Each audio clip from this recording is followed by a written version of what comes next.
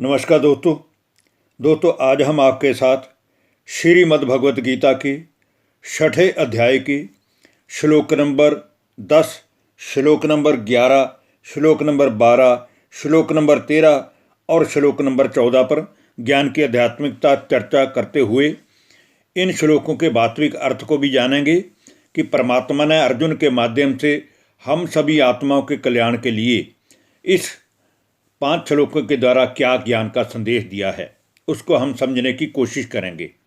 तो इन 5 श्लोकों में मुख्य जो समझने की बात है वो ये है कि योगी जब परमात्मा की याद में बैठे तो उसे किन किन बातों का ध्यान रखना बहुत जरूरी है, अथवा किन किन नियमों का पालन करना उसके योगी जीवन में नितांत आवश्यक है, ये हमें समझना होगा। साथ ही साथ योग में बैठे हुए योगी का आसन कैसा हो, उसके मन को एकाग्र करने के लिए अंतःकरण की शुद्धि हो, इसका भी इन 5 श्लोकों के बीच में वर्णन है। साथ ही साथ काम व क्रोध को गीता में अनेकों ही बार नरक का द्वार कहा गया है, इसलिए क्यों योगी के लिए ब्रह्मचर्य व्रत का धारण करना बहुत जरूरी है, इसका भी छठे अध्याय के श्लोक नंबर 14 में बहुत ही अच्छा वर्णन है। क्योंकि बिना ब्रह्मचर्य व्रत के योगी कभी भी कर्मेंद्रिय जीत, मन जीत व माया जीत नहीं बन सकता है। तो आइए अब हम जानते हैं कि श्रीमद् भगवत गीता के इन 5 श्लोकों का रहस्य क्या है। अब हम बात करते हैं श्रीमद् भगवत गीता के छठे अध्याय के श्लोक नंबर 10 की, जिसमें कहा गया है, योगी युंजित सततमात्मानं रहते स्थित एकाकी यत चित्तात्मा निराशीर परिग्रह है। अर्थात हे अर्जुन, योगी पुरुष के लिए ये अत्यंत जरूरी है कि सर्वप्रथम वह अपने मन द्वारा समस्त इंद्रियों पर विजय प्राप्त करता हुआ अपने मन को वश में रखे। वह संसार के सभी व्यक्ति, सभी वस्तुओं व भोगों की कामनाओं से आशा रहित व वस्तुओं को जमा करने की प्रवृत्ति को त्याग कर एकांत चित्त भावना से एक ऐसे एकांत स्थान पर बैठ के जहाँ किसी प्रकार का कोई शोर शराबा ना हो, वहाँ बैठकर अपनी आत्मा को निरंतर मुझ परमात्मा की याद में स्थित करे। ऐसा करने से ही उसका मन गुण और शक्तियों से भरपूर होगा। अब हम बात करते हैं श्रीमद् भगवत गीता के छठे अध्याय के श्लोक नंबर 11 की, जिसमें कहा गया है, शुचौ देशे प्रतिष्ठाप्य स्थिर मासन मात्मन नात्युच्छ्रीम तम नाति नीचम चैलाजिन कुशोत्रम। अर्थात योगी को चाहिए कि वह उस स्थान पर योग में स्वयं को स्थित करे जहाँ का वातावरण शुद्ध हो। उसकी बैठक ऐसी होनी चाहिए जिससे योग में बैठे हुए उसके शरीर को भी कोई दुख या पीड़ा का अनुभव ना हो, और ना ही योग में नींद आने की ही कोई संभावना हो। ऐसा एक्टिव होकर उसे समतल भूमि में, शुद्ध भूमि में स्वयं को परमात्मा की याद में योग युक्त होकर बिठाना चाहिए। अब हम बात करते हैं दोस्तों श्रीमद् भगवत गीता के छठे अध्याय की श्लोक नंबर 12 की, जिसमें कहा गया है, तत्र काग्रम मन कृत्वा यत चितेन्द्रिय क्रिय उपविश्यासने युंजा द्योगमातम विशुद्धिय।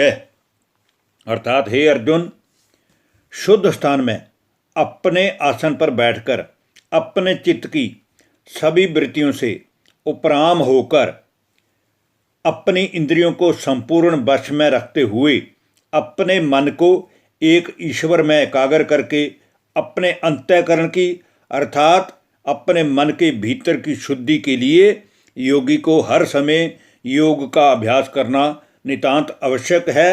क्योंकि बिना योग के शुद्धि नहीं होगी और बिना मन की शुद्धि के इंद्रियों पर विजय प्राप्त वो कर नहीं सकता। अब हम बात करते हैं श्रीमद् भगवत गीता के छठे अध्याय की श्लोक नंबर 13 की, जिसमें वर्णन है, समय काय शिरो ग्रीवम धार्यन चलम स्थिर संप्रेक्ष्य नासिकाग्रम स्वम दिशाचन ब्लोक्यन। अर्थात हे अर्जुन, योगी जब योग में बैठे तो वह अपने शरीर को एक स्थिर आसन पर स्थित करके सीधा होकर बैठे, एक्टिव होकर बैठे। वह अपनी नासिका के ऊपर दोनों नेत्रों के मध्य भ्रुकुटी में अपने मन को एकाग्र करे और किसी भी दिशा में देखने का प्रयत्न ना करे, क्योंकि ये जो दोनों नेत्रों के बीच का स्थान है जिसको हम भ्रुकुटी कहते हैं, इस भ्रुकुटी के मध्य ही आत्मा अर्थात वो दिव्य नेत्र मौजूद है जो परमात्मा की संतान है। इसलिए भ्रुकुटी में अपने को आत्मा समझ फिर मुझे परमात्मा को याद करे अर्थात मेरे योग में स्थित होवे। अब हम बात करते हैं लोग तो आज के श्रीमद् भगवद गीता के 6ठे अध्याय के श्लोक नंबर 14 की, जिसमें ब्रह्मचर्य व्रत का बहुत महत्व बताया गया है।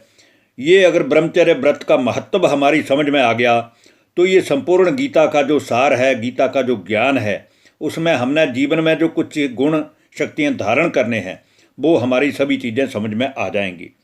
तो अब हम बात करते हैं श्रीमद् भगवत गीता के 6ठे अध्याय के श्लोक नंबर 14 की, जिसमें कहा गया है, प्रशांत आत्मा विगत वी ब्रह्माचारी व्रते स्थित मन संयमे मच्चित्तो युक्त आसित मत पर है। अर्थात हे अर्जुन, योगी को चाहिए कि अगर उसे योग द्वारा सर्व शक्तियों की, सर्व गुणों की प्राप्ति करनी है तो सर्वप्रथम उसे ब्रह्मचर्य के व्रत में स्थित होकर बिना किसी भय को अपने मन को चारों ओर से समेटकर केवल मुझ एक ईश्वर परमात्मा की ही याद में स्थिर करना होगा। वो मेरे ही प्राण होकर अपने चित्त को लगावे अर्थात केवल मुझे एक परमात्मा की ही शरण में योग में स्थित होवे, तब वो ब्रह्मचर्य व्रत के द्वारा गुण और शक्तियों को जीवन में प्राप्त कर सकता है। धन्यवाद। नमस्कार दोस्तों।